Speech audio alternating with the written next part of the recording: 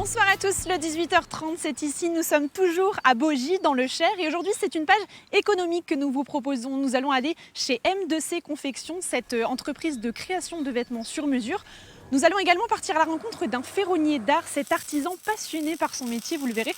On va tout de suite aller à la rencontre de Florie Mampontel, la responsable d'atelier d'M2C Confection. Suivez-moi.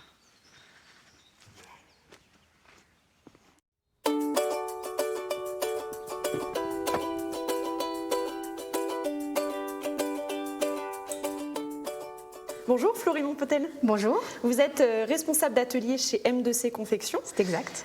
D'abord, votre entreprise, c'est quoi votre activité? Combien vous avez de salariés ici? Alors ici, on a environ 17 salariés. On est un atelier de confection de pièces unitaires ou de petites séries. Et on s'est spécialisé depuis 20 ans dans le sur-mesure et le demi-mesure qu'on exporte aux États-Unis. C'est quoi la différence entre le sur-mesure et le demi-mesure? Le sur-mesure, c'est simplement, le demi-mesure, c'est les tailles, c'est-à-dire on va prendre les épaules par exemple 40, la poitrine 42 et le tour de taille 38. Alors que le sur-mesure, on est beaucoup plus précis que ça, et surtout par rapport à comment bouge la cliente. Donc en général, on fabrique le demi-mesure qu'on exporte, et ensuite c'est retouché aux États-Unis pour apporter le sur-mesure. Et vos pièces qui sont fabriquées ici sont uniquement pour les femmes ou vous avez d'autres pièces? On fait uniquement de la femme, uniquement, tout simplement parce que le corps de la femme est totalement différent du corps de l'homme.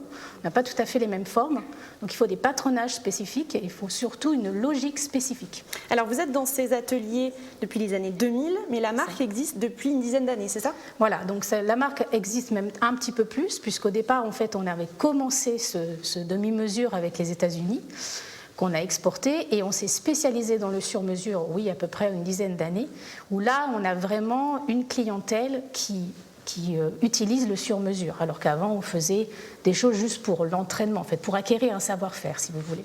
Pourquoi vous êtes installé ici à Baugy? Alors, on s'est installé à Baugy tout simplement parce que nous sommes originaires de Baugy. Avant, nous étions dans un petit village à Gron, qui était un petit peu plus loin qu'ici. Mais on est resté à Baugy, tout simplement, voilà, pour la famille. On est allé voir dans vos ateliers, voir ce savoir-faire local que vous travaillez ici. Voyez ce reportage réalisé avec Coralie Pierre et Laurence Vaury.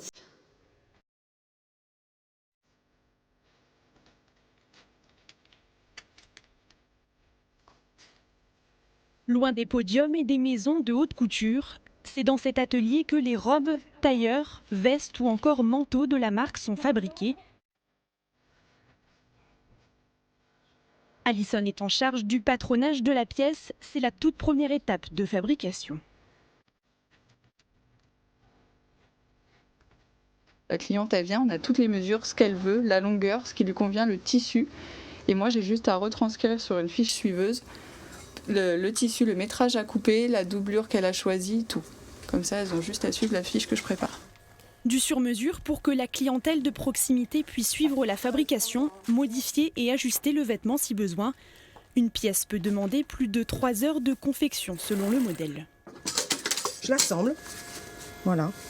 Puis il faut que tout se raccorde, voilà. Vous voyez les carreaux, il faut que tout se raccorde. On est en train de monter un prototype, voilà, pour que le client valide après, pour voir les défauts qu'il pourrait y avoir en montant, en assemblant les morceaux. Et puis après, pour que le client valide, pour pouvoir lancer les commandes, ainsi de suite. En 2010, pour faire connaître ses créations, l'entreprise organisait des défilés dans les villages avec ses salariés en guise de mannequins. Depuis, M2C Confection tourne bien, environ 2000 pièces demi-mesure partent aux États-Unis chaque année. Aurélie a été formée directement dans l'atelier il y a 3 ans. Le savoir-faire manuel et la précision sont des compétences indispensables. C'est elle qui se charge des retouches avant le repassage. Suivant le tissu, suivant la demande, ça peut être soit fait à la main, soit fait à la machine. Dans certains tissus, ce que je fais là à la main, je peux le faire avec certaines machines que j'ai. Mais là, c'est un tissu trop fin, donc on n'a pas le choix de faire à la main. Puis après, le temps, tout dépend de la longueur. Si là, ça va, c'est pas très très long, mais des fois, on a 5 mètres, 6 mètres d'ourlet à faire à la main.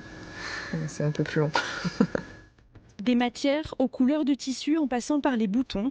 Ici, la cliente choisit tout pour que le vêtement devienne une pièce unique. Un savoir-faire manuel et made in France qui a encore de beaux jours devant lui. On